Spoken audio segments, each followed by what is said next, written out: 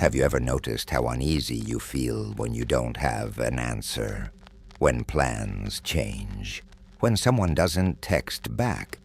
When life stops making sense for even a moment? The silence becomes unbearable. The unknown becomes a threat. You open a new tab. You check your phone. You scroll, search, ask, repeat. Because somewhere along the way, you were taught that not knowing is dangerous, that uncertainty is weakness, that if you can't control it, you'll be consumed by it. From childhood, you were trained to chase conclusions, right answers, finished thoughts, final words. You weren't taught how to sit with confusion. You were taught to escape it. And so you built a mind that reacts, not reflects. A mind that fills every pause with noise, every doubt with urgency. You don't just want to feel safe, you want to be sure. But the irony is this: the more you seek certainty, the more fragile you become. Because the world doesn't bend to clarity, it bends to change. Montaigne saw this centuries ago. He didn't write essays to teach. He wrote them to wonder, to explore, to admit that he didn't have the answers. He walked into the unknown not with fear, but with reverence. He believed that wisdom wasn't in knowing everything. It was in knowing how much you'll never know. And that is where we begin. Because if you want real peace, it won't come from more control. It will come from letting go of the need to control. It will come from standing in the dark without running. It will come from the quiet bravery of uncertainty.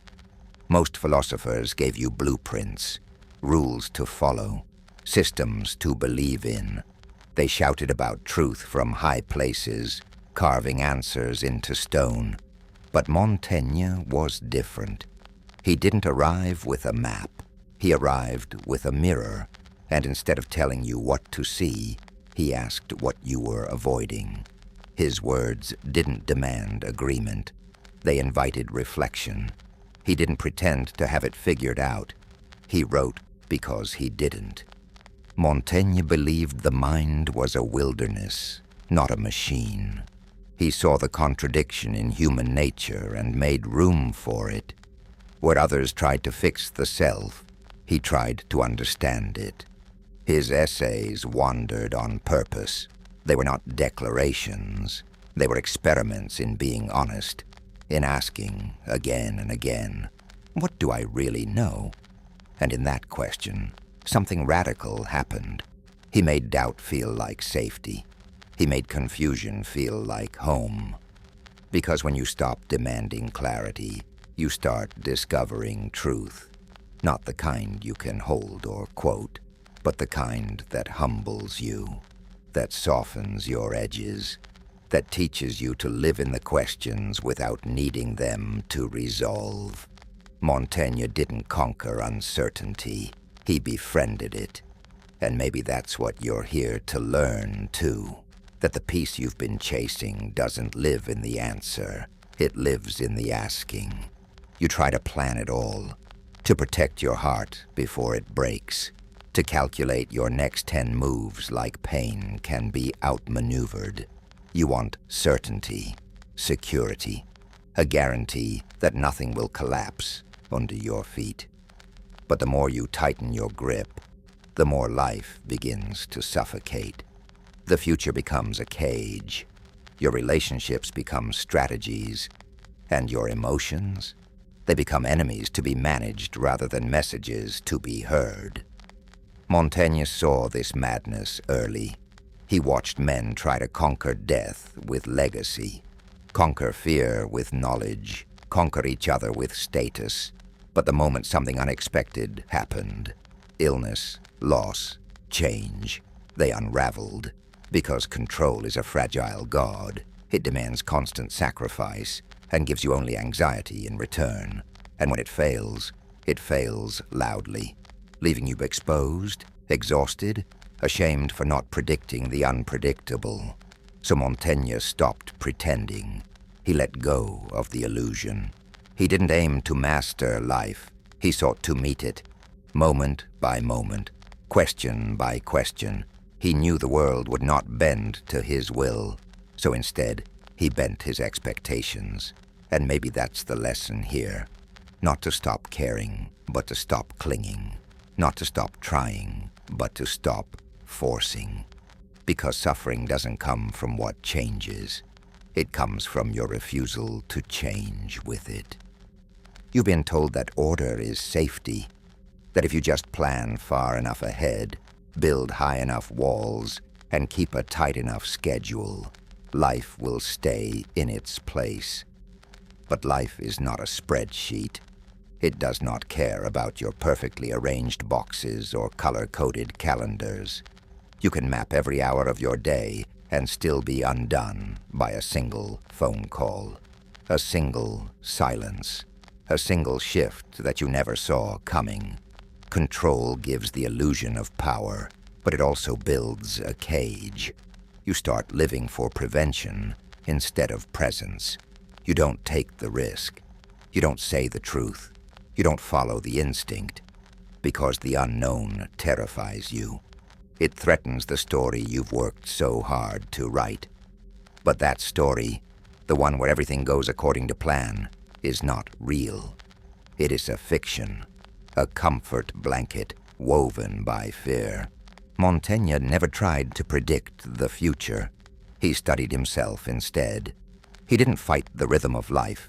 He listened for its tempo. Some days are quiet. Some days are cruel. Some days make no sense until years later. But all of them belong. All of them are part of the dance. And maybe that's your invitation.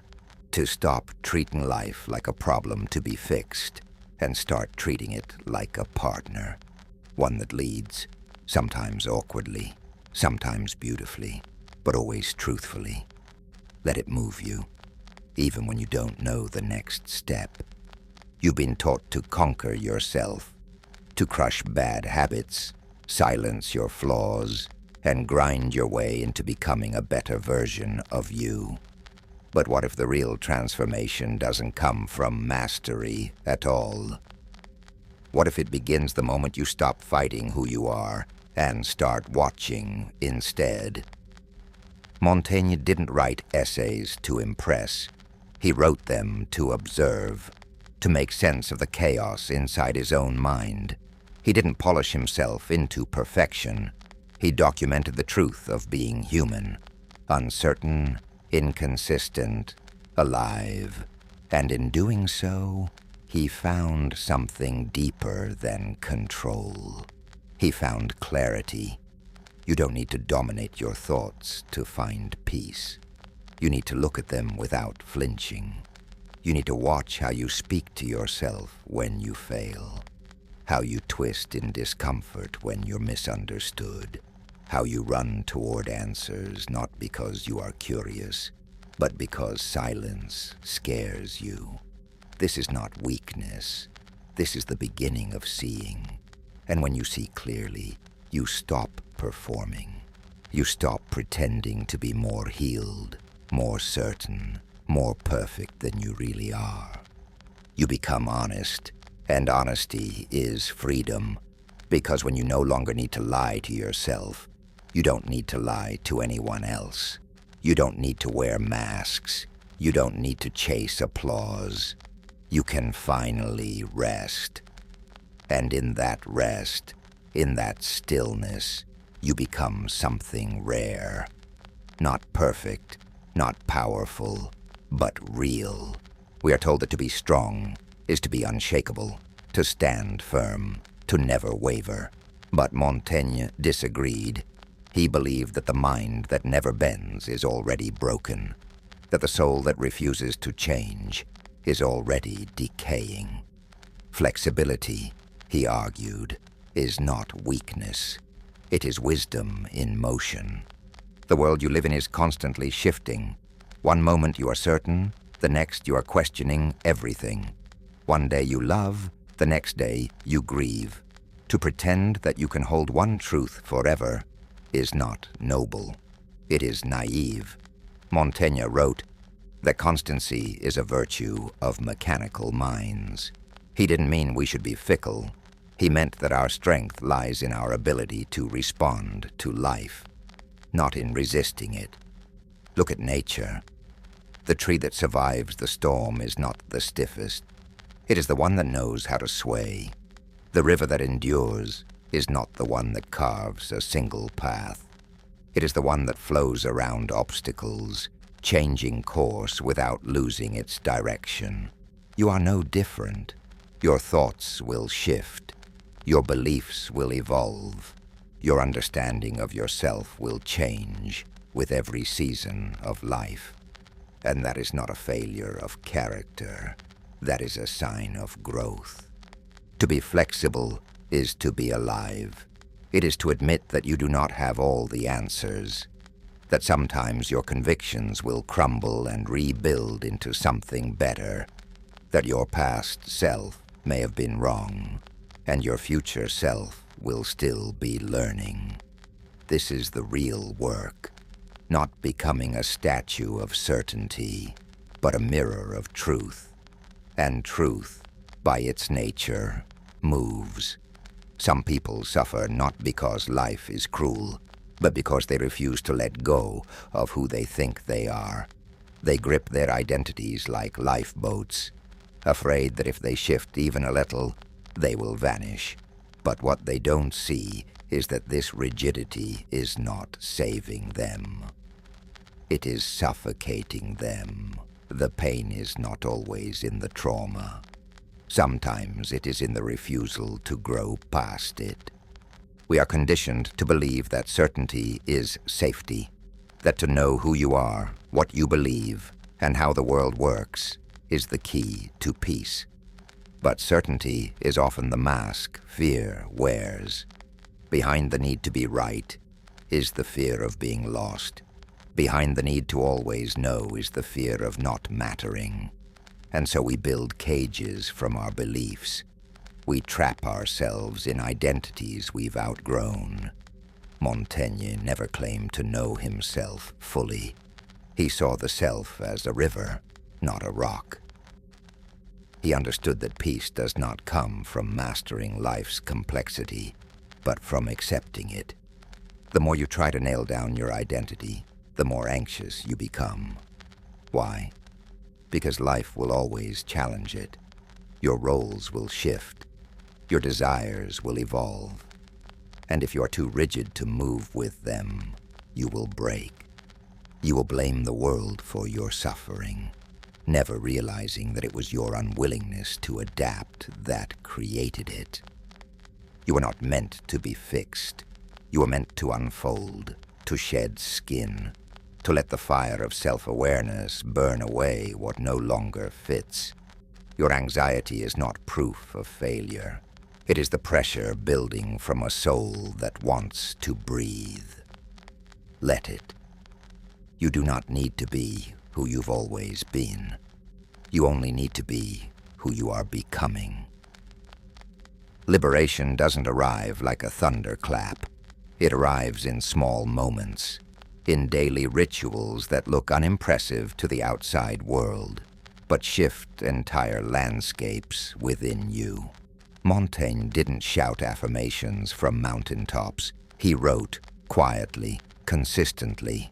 He turned his observations into essays not to prove something, but to release something. Writing, for him, was not performance. It was liberation. You may think you need a breakthrough, some radical awakening that will finally fix your mind. But what you really need is practice. The act of sitting with yourself without judgment.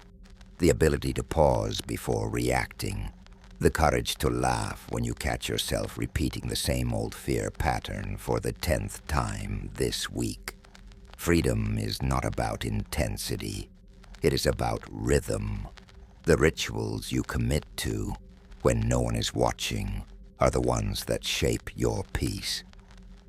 We underestimate the sacredness of small things. A breath before responding.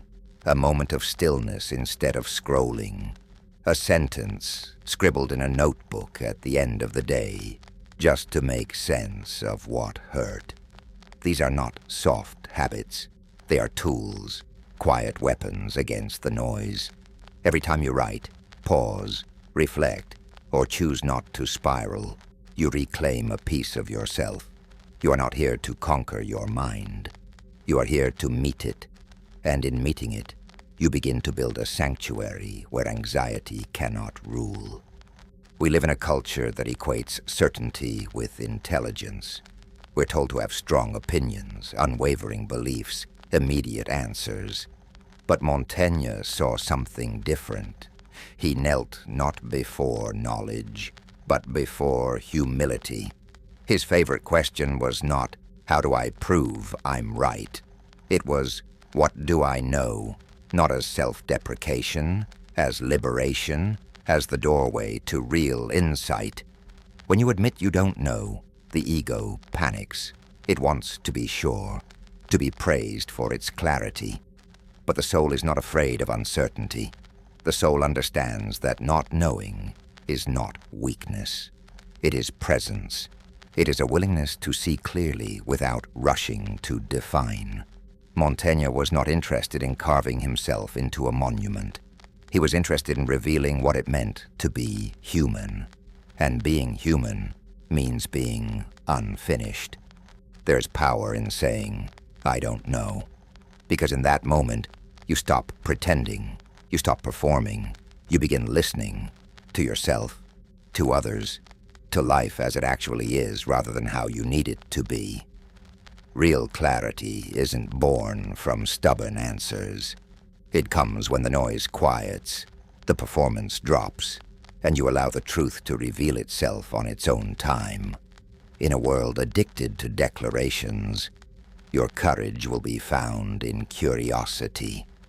You don't need all the answers to be wise. You just need the honesty to admit when you don't have them. You don't need to have it all figured out. Despite what the world implies, there is no trophy for pretending to be composed, no hidden prize for carrying the weight of certainty when your soul is asking to rest. The path to peace does not begin with mastery. It begins with mercy. Mercy toward yourself, toward your questions, toward the version of you that is tired of performing. Let go of the mask that says you are always okay. Let go of the plan that was meant to protect you, but became a prison. Let go of the control that whispers safety while chaining you to anxiety. You are not meant to grip life with white knuckles. You are meant to meet it with open hands. Montaigne knew this. He wrote not to conquer truth, but to make room for it. And that is your task now, to create space for what is real, even if it scares you. Peace begins the moment you stop pretending. It arrives not in thunder, but in a sigh, in the soft surrender of the shoulders, in the brave act of saying, I don't know what comes next, but I'm willing to be here for it. This is the quiet revolution, not in answers, in acceptance. You are no longer required to hold it all together. You're only asked to return to yourself again and again until the pressure dissolves into presence. And from there, life begins to feel less like a problem to solve and more like a rhythm to move with. Quiet, free, enough. And remember, the next video picks up where we left off here. Awakening builds upon each video. See you in the next one.